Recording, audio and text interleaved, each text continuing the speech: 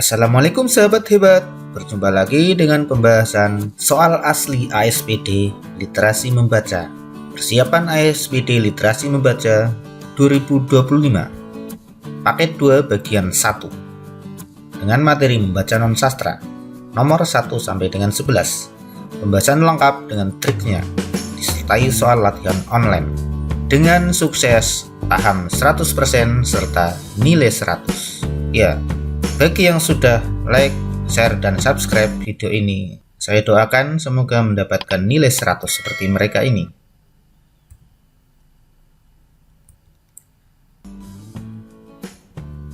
Agar mendapatkan nilai 100, simak dengan baik video ini dan jangan lupa share video ini. Nomor 1 paket 2. Kalimat utama paragraf tersebut adalah ini adalah jenis yang kalimat utamanya di akhir, yaitu kalimat utama yang berada di akhir paragraf berupa kalimat kesimpulan. Nah, ciri kalimat utama di akhir paragraf biasanya mengandung kata jadi, itulah, oleh karena itu, dengan demikian, atau memang. Dan di sini ada kata jadi kegiatan bersepeda banyak manfaatnya. Jadi seolah-olah seperti menyimpulkan ini ada kata jadi. Jadi kegiatan bersepeda banyak manfaatnya, jadi pilihannya A. Sedangkan kalimat-kalimat sebelumnya justru ini adalah kalimat perincian atau penjelas dari beberapa banyak manfaat sepeda itu. Ya, jadi jawabannya adalah A. Jadi kegiatan bersepeda banyak manfaatnya. Sementara yang B, C, dan D adalah merupakan kalimat-kalimat penjelas tetapi yang adanya di awal. Jadi kalau kalimat yang utama di akhir itu seperti kesimpulan. Baiklah, kita lanjut nomor 2 paket 3. Di sini yang ditanyakan makna kata ruralisasi pada paragraf tersebut.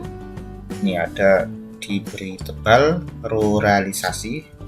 Dalam KBBI, ruralisasi berarti perpindahan penduduk dari kota ke desa. Karena kita pedomannya adalah KBBI ya. Kalau kita lacak di pengertian ini ya, B, ini penambahan jumlah penduduk bukan perpindahan di wilayah pedesaan, berarti ini salah. Kemudian C juga ada yang salah, pengurangan ledakan penduduk di daerah perkotaan juga salah. Sedangkan D, pengaruh pertumbuhan penduduk, ini semakin salah. Tapi kalau A, perpindahan penduduk dari perkotaan ke desaan, ini sama dengan pengertian ini, maka jawabannya jelas A. Namun ada trik yang mudah ketika kita benar-benar tidak tahu arti dari ruralisasi di dalam kamus, karena dalam ujian nanti tidak mungkin dong kalian membuka kamus. Maka trik paling mudah adalah kita memahami bacaan dengan seksama. Jawabannya A. Kita pahami dengan dari sini. Ternyata di sini ada kata tidak bisa bertahan hidup di kota. Nah, kalau tidak bisa bertahan hidup di kota, biasanya kemana? Ya ke desa kan. Kemudian di sini ada lagi berpindah dari wilayah padat ke daerah yang jarang penduduknya. Berarti kan daerah padat biasanya kota, yang jarang penduduknya biasanya adalah desa. Kemudian ada lagi nih faktor sosial, biasanya dilakukan oleh para pensiun yang memilih kembali ke kampung. Nah, kembali ke kampung berarti ya biasanya dari kota ke kampung, dan kampung itu di desa. Maka tetap aja kita bisa menebaknya seandainya tidak tahu, yaitu A, perpindahan penduduk dari perkotaan ke pedesaan. Ya, dipahami dari bacaan ini. Oke, selanjutnya nomor 3. Ditanyakan antonim kata tenang pada kalimat tersebut adalah, ingat, antonim itu adalah kata yang berlawanan makna dengan kata lain. Jadi hati-hati jika soal seperti ini, kalau diminta antonimnya, lawan maknanya yang berlawanan makna. Sedangkan kalau di sinonimnya persamaan makna. Nah, kita cek saja. Pilu itu antonimnya bahagia. Di sini kan ada itu. Meditasi merupakan salah satu teknik pemusatan pikiran yang membuat hati tenang. Apakah kalau pilu antonim bahagia? Jelas tidak mungkin, karena yang ditanyakan adalah antonim tenang. Jadi pilu bukan antonim dari kata tenang. Kemudian risau. Nah, kalau risau itu antonimnya tenang. Tenang kebalikannya risau atau tidak tenang ya, gelisah. Kemudian yang ketiga juga ini cemas, ini antonimnya juga tenang. Berarti tenang itu antonimnya adalah risau dan cemas. Sedangkan kusut ini antonimnya bisa rapi, jadi tidak nyambung. Maka yang paling nyambung di sini adalah antonim dari kata tenang adalah risau dan cemas, 2 dan 3. Untuk lebih mantap bisa saja dibalik. Jadi ini yang membuat hati tenang dirubah menjadi yang membuat hati risau, hati cemas, ya kebalikannya. Jadi jelas jawabannya adalah C, 2 dan 3. Pembahasan nomor 4. Ide pokok paragraf tersebut adalah titik-titik varises. Di sini disebutkan kalimat utamanya. Ada varises ditandai dengan beberapa gejala. Nah, gejalanya apa dijelaskan lebih lanjut oleh kalimat-kalimat penjelas seperti ini ya. Di antaranya pembuluh darah vena berwarna keunguan. Kemudian pembuluh tersebut juga tampak menonjol pada kulit. Ingat, untuk ide pokok adalah inti yang dibahas di dalam suatu paragraf.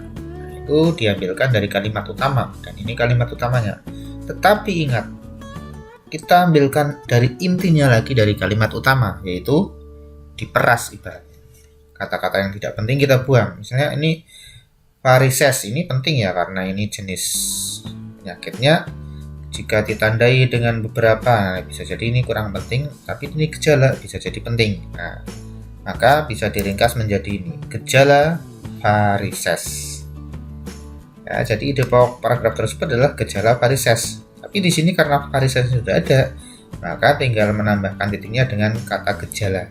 Jadi jawabannya jelas. Ini gabung ke sini, gejala dan varises. Jadi gejala varises. Jawabannya gejala. Diterapkan jadi enak kan? Ide pokok paragraf tersebut adalah gejala varises. Kalau diganti kelainan varises tidak nyambung dengan yang ada di kalimat penyakit varises juga tidak, penderita juga. Jadi jawabannya A. Nomor 5. Ringkasan paragraf tersebut adalah jeruk nipis. Bermanfaat untuk, ya ingat, untuk ringkasan itu satu paragraf diringkas menjadi satu kalimat tetapi lengkap. Tiap kalimat ada perwakilan dari inti kalimat tersebut. Ini kita lihat saja. Di sini jeruk nipis, kalimat pertama ya, jeruk nipis dipercaya memiliki beberapa manfaat. Masuk ke dalam sini. Jeruk nipis bermanfaat untuk, ya. Kelanjutannya apa? Kelanjutannya di sini. Jeruk nipis dapat meningkatkan kekebalan tubuh. Intinya di sini, meningkatkan kekebalan tubuh. Kemudian selanjutnya adalah jeruk nipis juga dapat menjaga kesehatan kulit. Menjaga kesehatan kulit. Kemudian lanjut nih. Jeruk nipis dapat digunakan sebagai obat batuk alami, Kita lihat jika A ini menjaga kekebalan tubuh ada di sini, tetapi dan bermanfaat meningkatkan kesehatan kulit ada di sini, tetapi yang tidak ada adalah sebagai obat batuk alami. Jadi ini A tidak tepat. Sedangkan B meningkatkan kekebalan tubuh ada, menjaga kesehatan kulit ada, dan sebagai obat batuk juga ada. Jadi kalau A ini kurangnya sebagai obat batuk kurang. Kemudian yang B lengkap. C kurang meningkatkan kekebalan tubuh ya. Sedangkan D masih kurang meningkatkan kekebalan tubuh juga. Jadi maka jawaban paling tepat adalah B. Nomor 6. Kesimpulan paragraf tersebut adalah, ingat ya, untuk kesimpulan kita ambil yang inti tapi mewakili keseluruhan ya. Dan hanya satu kalimat biasanya. Di sini disebutkan banjir menyebabkan kerusakan infrastruktur. Infrastrukturnya apa? Nah, di sini ada dampak berbagai kesehatan bagi kesehatan. Jadi ini bidang kesehatan juga kena dampaknya. Kemudian banjir juga merugikan bidang peternakan maupun pertanian. Bidang pertanian dan peternakan juga mengalami kerugian banjir. Jadi jawabannya B. Bencana banjir menimbulkan kerugian di berbagai bidang. Ini berbagai bidang itu meliputi di sini ya, bidang infrastruktur, bidang pertanian, juga kesehatan. Sedangkan kalau A, banjir menyebabkan kerugian dalam peternakan dan pertanian. Nah, ini hanya spesifik di peternakan dan pertanian, jadi belum mewakili keseluruhan. Kalau C, bencana banjir menyebabkan kerugian dalam bidang ekonomi. Ini fokus di ekonomi, padahal di sini tidak disebutkan secara langsung. D, banjir menyebabkan rusaknya infrastruktur jalan raya. Ini hanya fokus di infrastruktur, jadi tidak mewakili keseluruhan isi. Jadi jawabannya yang tepat adalah B. Bencana banjir menimbulkan kerugian di berbagai bidang. Nomor 7. Pernyataan yang sesuai dengan paragraf tersebut adalah. Nah, ini soal yang sangat mudah karena kita tinggal cari yang sesuai saja, pilih 2. Kita cek dari nomor 1. Riboflavin merupakan satu-satunya vitamin yang terdapat dalam tubuh. Kita cek di sini, ternyata vitamin dalam buah duku itu diantaranya riboflavin. Diantaranya, berarti tidak hanya riboflavin, ada yang lainnya juga. Pernyataan nomor 1 salah. Kemudian pernyataan nomor 2 ini. Dalam 100 gram buah duku segar mengandung air sebanyak 0,2 gram. Nah, padahal di sini dalam 100 gram buah duku terdapat 0,2 gram lemak. Ya, jadi bukan air. Jadi pernyataan kedua salah lagi. Yang ketiga, nutrisi dalam buah duku diantaranya lemak, protein, dan mineral. Di sini disebutkan nutrisi tersebut diantaranya lemak, protein, karbohidrat, dan beberapa vitamin. Di sini vitamin tidak disebutkan, mineral juga di sini nggak ada sampai vitamin. Jadi ini nomor 3 tetap salah lagi. Kemungkinan jadi jawabannya yang 4 dan 5 ya. Jadi kita lanjutkan analisisnya. Kesehatan kulit terjaga dengan makan buah duku. Di sini riboflavin merupakan vitamin untuk menjaga kesehatan mata dan kulit. Padahal ini riboflavin terkandung di buah duku. Jadi betul jika kesehatan kulit terjaga dengan makan buah duku. Nomor 4 betul. Nomor 5, dalam 100 gram buah duku, kandungan nutrisi yang paling tinggi adalah karbohidrat. Di sini juga sesuai. Karbohidrat itu 16,1 gram. Yang lain kan yang 1 gram, 0,2 gram. Jadi memang betul tertinggi karbohidratnya. Jadi jelas jawabannya adalah 4 dan 5 D. Nomor 8. Jenis paragraf tersebut adalah, di sini ingat, jenis paragraf itu ada narasi, itu pemaparan kronologis, jadi isinya cerita. Ini bukan berisi cerita. Persuasi, ajakan. Deskripsi itu gambaran pengamatan, sedangkan argumentasi ini adalah pendapat diperkuat alasan. Nah, di sini dalam paragraf ini dinyatakan buah pisang merupakan salah satu jenis buah yang umum dikonsumsi oleh masyarakat. Nah, ini merupakan pendapat nih, kalau bahwa buah pisang itu jenis buah yang umum dikonsumsi oleh masyarakat, ini pendapat dari penulis. Nah, tetapi apa? Diperkuat alasan ini ya. Alasannya apa? Masyarakat biasa memakan buah pisang secara langsung. Ya. Jadi ini yang untuk di garis bawah tebal ini adalah pendapatnya. Nah, ini alasannya. Biasa dimakan secara langsung. Kemudian masyarakat juga sering merebus atau menggoreng pisang sebagai kudapan. Kemudian sering dijadikan pisang sebagai keripik manis, gurih, atau pedas. Masyarakat juga sering mengolah pisang menjadi kolak atau selai. Jadi pendapat ini sudah kuat ya, karena memang betul dalam keseharian masyarakat itu sudah umum ya, konsumsi pisang itu sudah umum.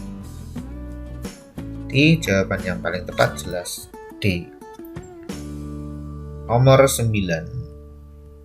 Hal yang akan terjadi jika mengonsumsi nasi secara berlebihan adalah, di sini mengonsumsi nasi secara berlebihan dapat menyebabkan peningkatan gula darah. Kalau dijelaskan di sini ya, dalam paragraf disebutkan mengonsumsi nasi secara berlebihan dapat menyebabkan peningkatan gula darah. Nah, peningkatan gula darah yang terus-menerus berisiko menyebabkan diabetes. Jadi jelas jawabannya, hal yang akan terjadi jika mengkonsumsi nasi secara berlebihan adalah ini. dapat menyebabkan diabetes. Tapi seandainya kita itu tidak paham peningkatan gula darah itu memang mengakibatkan apa, kita triknya adalah analisis saja jawaban A, B, C, D ini. Kalau A dapat menyebabkan obesitas, sepertinya kok aneh, hanya makan nasi berlebihan jadi obesitas atau kegemukan. Tapi kalau dapat menyebabkan diabetes, ini nyambung ya, bisa jadi. Sedangkan C, tercukupnya sumber energi. Nah, ini juga tidak tepat. Cukup ya kalau makan secukupnya aja, kalau berlebihan ya tidak bagus ya. Kalau D, meningkatkan produksi darah, ini juga aneh, masa darahnya tambah. Nah, jadi untuk ini tetap jawabnya B. Cukupnya sumber energi ini kalau nasi dicukupnya. Makan nasi cukupnya dapat menjadi sumber tenaga bagi tubuh ya, atau energi. Nomor 10. Ini perbedaan kedua teks tersebut ini juga sangat mudah sekali ya. Kita teliti aja dari jajanan tradisional. Betul apa enggak? Klepon dan kue lapis. Ternyata klepon adalah termasuk jajanan tradisional. Kue lapis di sini juga disebutkan. Kue lapis banyak ditemui di pedagang pasar atau toko jajanan tradisional. Artinya ini termasuk kue tradisional. Jelas jawaban 1 itu jajanan tradisional itu salah, karena ini sama sebagai jajanan tradisional. Padahal yang dicari adalah perbedaannya. Jadi ingat, ya, kalau yang dicari perbedaannya, cari yang beda. Kalau dicari persamaannya, cari yang sama. Triknya seperti itu saja. Kemudian yang kedua, bahan makanan. Kita lihat di sini, klepon ya, berbahan dasar tepung beras dan tepung ketan. Sedangkan kue lapis ini bahan dasar kue lapis adalah tepung beras dan tepung kanji. Ada tepung kanjinya jadi beda. Bahkan ini ada tambahan bahan lainnya seperti santan, garam, gula, dan vanili. Jadi jelas dari sisi bahan ini berbeda, maka ini betul. Tekstur makanan. Nah, kalau klepon tekstur empuk dan lembut. Sementara ini yang kue lapis tidak keras dan lembut. Artinya kalau tidak keras berarti lembek. Lembut ya sama. Nah, akhirnya yang 3 ini kita simpulkan sama. Tekstur makanannya sama. Jadi salah. Karena dicari yang perbedaannya. 4. Warna makanan. Di sini kalau di klepon disebutkan warna kehijauan, tetapi kita cari kalau di kue lapis ini tidak disebutkan warnanya, karena biasanya setahu saya kue lapis itu warna-warni ya. Jadi sebenarnya warnanya beda, tapi hati-hati karena ini tidak disebutkan ya, jangan gegabah ini dianggap berbeda. Walaupun kita tahu itu berbeda, tapi kan tidak disebutkan di dalam tag. Jadi hati-hati karena ini yang dibandingkan adalah kedua teks. Sementara kalau itu kita anggap salah yang 4, maka kita lanjutkan yang 5. Cara pengolahan. Klepon kue ini diolah dengan cara direbus. Sedangkan kue lapis itu disebutkan merupakan salah satu kue kukus khas Indonesia, berarti dikukus dong. Nah, maka kita ini beda, maka jawabannya 5 betul. Maka yang betul adalah 2 dan 5, yaitu perbedaan kedua teks tersebut dari segi bahan makanannya dan cara pengolahannya. Jawabannya C.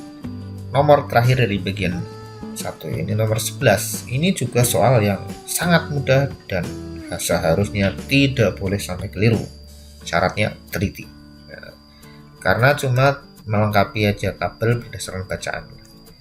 Kita mulai dari nomor 1 ini Kinan, Kanaya, dan berarti anggota kelompok 1 ini siapa aja selain Kinan dan Kanaya. Disebutkan di sini Kinan dan Kanaya bergabung dengan Mia pada kelompok 1. Berarti di sini Kinan, Kanaya yang tambah Mia. Nomor 1 isinya Mia. Kemudian yang kelompok kedua di sini atau angka 2-nya ya. Kita lihat di sini disebutkan kelompok 2 terdiri atas Susi, Susan, dan Yeni akan mewawancarai pedagang sayur. Nah, kalau ini kan pedagang sembako yang kelompok 1, kelompok 2 berarti pedagang sayur di sini. Tentu saja sayur. Kemudian isian yang ketiga ini anggota kelompok laki di sini. Sementara Maya satu kelompok dengan Denny dan Desi pada kelompok 3. Denny, Desi, Maya, Denny, Desi. Berarti ini Maya yang belum cantumnya di sini. Maya. Yang keempat, di sini sedangkan kelompok Denny membuat laporan dalam bentuk video. Berarti bentuk laporannya kelompok 1 gambar bercerita, kelompok 2 dengan poster, dan kelompok 3 dalam bentuk video. Jadi tulis video. Maka isinya urut ya. Kan ini diminta secara berurutan. Mia, sayur, Maya, Mia, sayur, Maya, video. Jawaban A. Mantap. Demikian yang dapat saya sampaikan, semoga bermanfaat. Jangan lupa untuk subscribe bagi yang belum, serta share, serta like video ini agar mendapat pahala. Dan saya doakan yang sudah melakukannya dan menyimak video ini sebaik mungkin akan mendapatkan nilai 100. Dan jangan lupa simak kelanjutannya, video yang kedua dari paket kedua, dan kerjakan juga soal online-nya. Assalamualaikum warahmatullahi wabarakatuh.